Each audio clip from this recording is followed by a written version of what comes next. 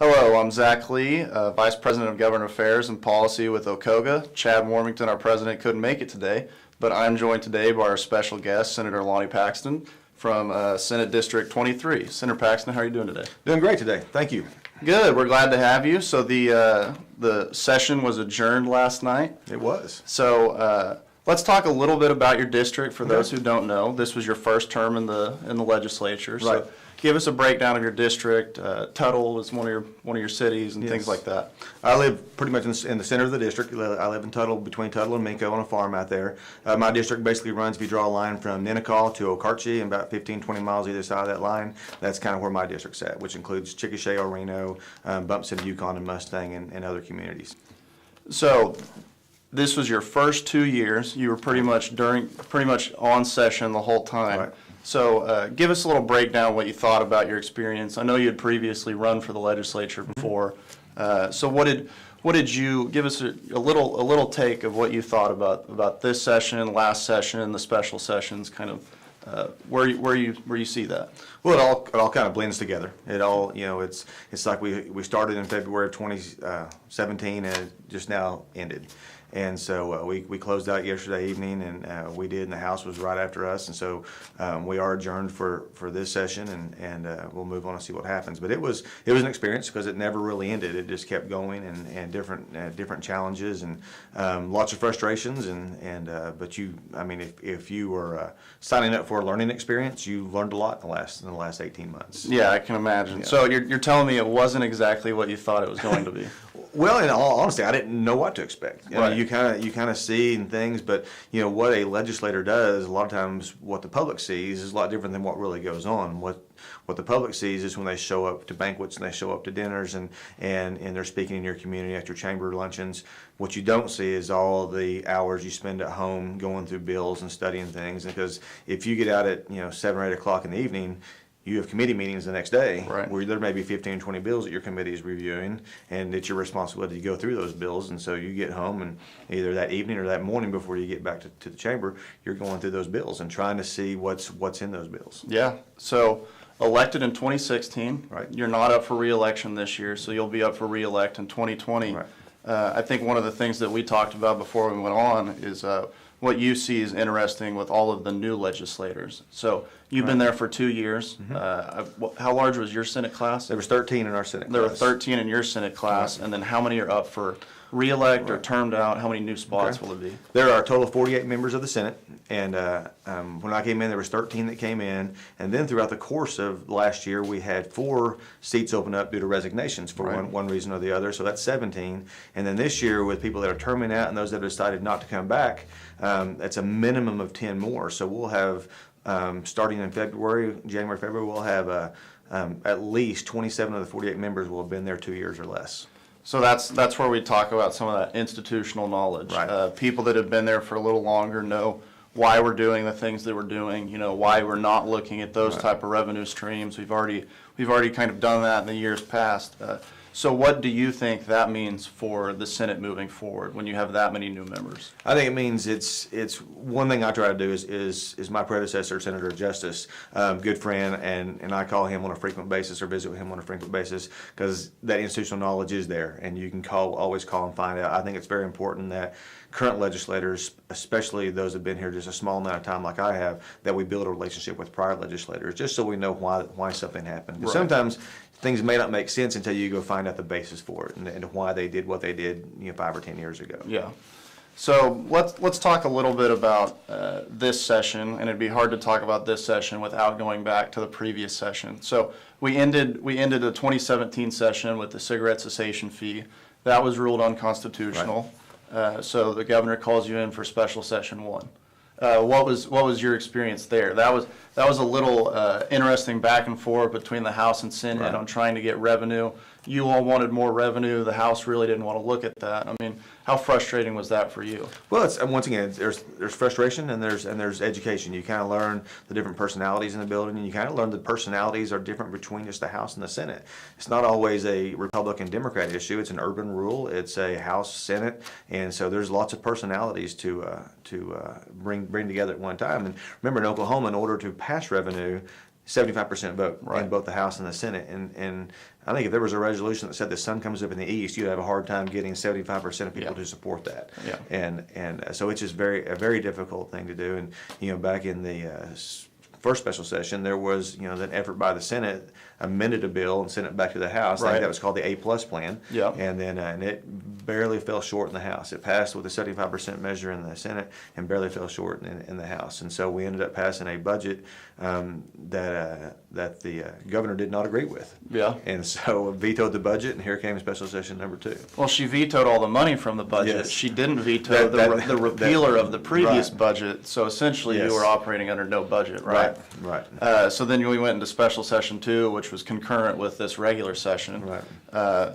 You finally got revenue measure passed with some of the teachers coming up to the Capitol. I think there was some concern what was going to happen if they were there without any revenue. I know you met with a lot of teachers and everything like that. Relay some of that experience. Well, our Senate offices are pretty small, and so I can Right. hold about 10 at a time, and there were several hundred that came through over those 2 weeks. The first week was really busy, then it tapered off during the second week, but still, I still had teachers that were coming up. Schools would send small groups up all the way until a couple days ago. Yeah. And most of the time, very, very, polite and just lots of questions. They had lots of questions because the information that was coming from all different directions was conflicting, and they just wanted answers to the questions. And Right. and I really did not have bad experiences. It was just very busy and very crowded in the building. But when they came into the office, it was just a back and forth of they had questions, and I was trying to Right. provide the answers for them. Right, and that's part of the job. So Yeah. well, I think one of the interesting things that you pointed out that I wasn't even aware of is, so the legislature adjourned a couple weeks early. Yes. After this revenue bill passed, we saw the Tom Coburn initiative. So right now, they're out there gathering signatures for the veto referendum, which would essentially seek to have the people vote on overturning Correct. the large revenue bill that had the 5% gross production tax. Correct.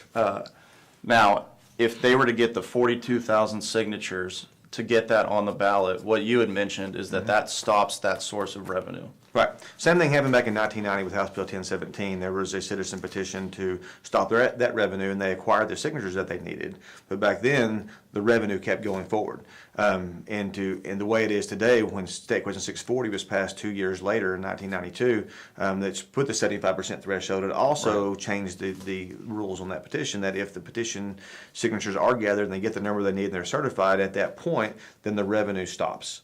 Then the state can no longer collect the revenue until the voters have their say. Back in 1990, 1017, they got the signatures, but the revenue got to continue. And so what will happen now is if they get those signatures that they're trying to get, it'll stop the revenue, which would likely force us into a situation where we need to come back and decide, what do we do now? So that would stop the revenue. The package is supposed to go into place July 1. Right. So that would stop the revenue from July 1 all the way up to November when it would be voted on. Right. Do you have any idea how much dollars that would account for? I would assume it would be somewhere 150. It's like 180, 85 million, I think is what we would not be able to collect anticipated during that time frame while we'd be waiting on the voters to make a decision.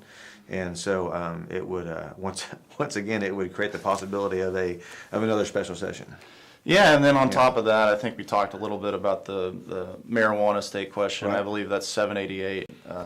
About, if that were to pass, there's a possibility of the special session going in, trying to put some legislation around it, around some parameters and things like that. And I think the actual state question itself will require that the legislature take action on some of the issues that the state question will create. And so I think there's a distinct possibility we'll be back again in July or August. But it will not be a revenue special session. It'll be a policy special session, which should be a deal that we can do a lot of work before we ever open it up. So you're telling me not to plan on any vacations or anything in July is essentially what I'm taking here. You plan on whatever you want to. We'll see if we can work around your vacation schedule. Okay, that'd be nice if y'all could do that just for me. So I think now the question is where does the legislature go from here? This will be a big election season. Right. The primaries in June, the runoffs in August, and the generals in November. including the gubernatorial election, which Right. is going to be really big, having new leadership for you all to kind of go under and take their lead. What are the priorities in your mind for the legislature going forward? Well, I think a lot of it's going to have to do with what the voters do with the candidates this year. Yeah. Who is coming back, who's going to be leading the state. I think that'll tell us a lot. We can have a lot of ideas and things we want to work on next year, but the success of that will depend on who your colleagues are going to be in the House and the Senate and who the governor is going to be. Right. So the voters are going to have a big say in this, like they always do. And so the direction of the state will depend a lot on June and August primaries, and then in the November general election. Yeah. So let's talk a little bit more about this session. One of the things I wanted to ask you, what did you feel like were some missed opportunities? I think that was something that the pro tem was asked at his press conference yesterday. Missed opportunities, what they would have changed about this session, Right. So do you have any, have you taken the time at all to kind of look back and say, what would you have done different? Well, going back to our freshman class in the Senate, there's 13 of us, and one thing that we do every week during session is we meet. Right. And one part of that was just to throw ideas off each other of what are you encountering, things that we had no idea that how the legislature works, and so we continue to bounce ideas off each other, and missed opportunities because we were so embedded in the revenue side and the problem with the revenue and the budget, that a lot of the reform things we came here to work on did not get accomplished, and that I think those are going to be pushed to the front next year, where we're talking about whether it's in education or whether it's in off the top money that we don't get to control. I mean, the state spends over $20 billion a year. We get to actually budget about $7 billion. A lot of that money comes straight off the top that we don't have any control over. There's some reforms in there that I think the public likes some things going to certain areas, but the legislature does need to, if we're going to be held responsible for it, we need to have some control over it. Things like what happened to the health department, where $30 million gets misappropriated. That can't be allowed to happen. And Right. so that's there's some money that's been put in with this budget into the Legislative Services Bureau that's going to have an auditing department built into it. That'll help us look in those agencies a lot closer and look into that. So I think the things missed, I'm not saying they were missed. I'm saying we've now had the framework in place to make some of these things happen. Yeah, and you're right. I mean, it's interesting how it transitioned from the first session, 2017, where it was all about healthcare funding. Right. And then the later on it was more about education. And so I think there's still other things to be done when you're looking at healthcare and Department of Corrections and transportation and things like that. But one of the points that you made, I think, is really true that not a lot of people get is the state's budget is really around $20 billion, but Right. you're only able to use, $7.5 billion, Right. I think, was around this budget. And so, especially when you're dealing with the constraints that we've been under, the budget constraints that we've been under, it's really, really difficult to move money around effectively when Yeah. you can only use a third of what the state's Right. bringing in. Right, and so that goes back into that. It's called the apportionment reform is where that falls under. And when I came here a year and a half ago, I would have no idea what apportionment meant. Right. And that's basically where the money's all coming and where it's going. Yeah. So. Well, I think that's big. It really is. I mean, that's something that you've got to look at. I know that there were other reforms, reasons that OKOGA supported Step Up, and I think some of those you all have looked at, but I think some of those, going forward, it's still pretty big to deal with. Right. And that's a great list. The reforms that was in Step Up are things that that I know legislators are going to take a hold of those and keep moving forward with it. And so I think you'll see some of those come up in legislation next year. Right. And so, do you have any ideas? I know one of the bills that you passed this year, they got some legs behind it, and I know the governor put out a press release for it. Right. Was agricultural hemp. Yes, that was a fun bill. That was kind of got involved in that, and just the history of it. Hemp was outlawed along with all the cannabis products back in the 1940s. Hemp used to be a huge product, a huge crop in Oklahoma, because there's over 20,000 uses for hemp, from the oils to the textiles and everything that comes along with it. The fibers in hemp are used all across the world. And so with the 2014 U.S. Farm Bill, it allowed states to start doing this again under certain circumstances through pilot programs. So this legislation was written to allow this to start happening again in Oklahoma. And so and it was passed with an emergency measure. The Senate passed with only one nay vote. The House passed unanimously. Governor signed it, and so either this year or next year for sure, Oklahoma farmers can start adding another crop. That they can do. And the great thing about the hemp crop is this stuff contains no THC. It's not. That was the big deal, trying to convince legislators this is not a backdoor opening to legalize marijuana. Right. It is a agricultural crop, but the big deal is in Oklahoma we have a lot of droughts. And this plant uses about a third of the water that typical farm crops use, and so it's a great another tool in the toolbox for the Oklahoma farmer. And then when they're producing it here, it makes it a lot more likely that we can also have the production of those products here. Well, and especially, when you're looking at things like that, you're talking about broadening the tax base, bringing in other industries. I think that's something that the state really is trying to do right now. I think if you look back at the problems during like the 1980s, we weren't diversified. Right. And we've been making efforts a little bit at a time to diversify. Aerospace is now a big part of our economy because we diversify. This is just another little piece of that. Yeah. So. Well, so on the diversification thing, I've got to ask you where you see oil and gas going forward. I know one of the things that the legislature talks about is we want to broaden the tax base. We want to diversify. I think this year what we've seen is we saw the gross production tax get raised. We saw the past year and a half about legacy wells get raised and getting rid of credits and rebates and exemptions, all to the tune of around $600 million. And so I know that the legislature's goal is to try and broaden the tax base and things like that. Unfortunately, it hasn't been that way. So what do you see going forward on things like that to try and incentivize other people, bring other people in, so it's not oil and gas providing 25% of the economy and things like that? I mean, the continual goal is to diversify the tax base, diversify the economy.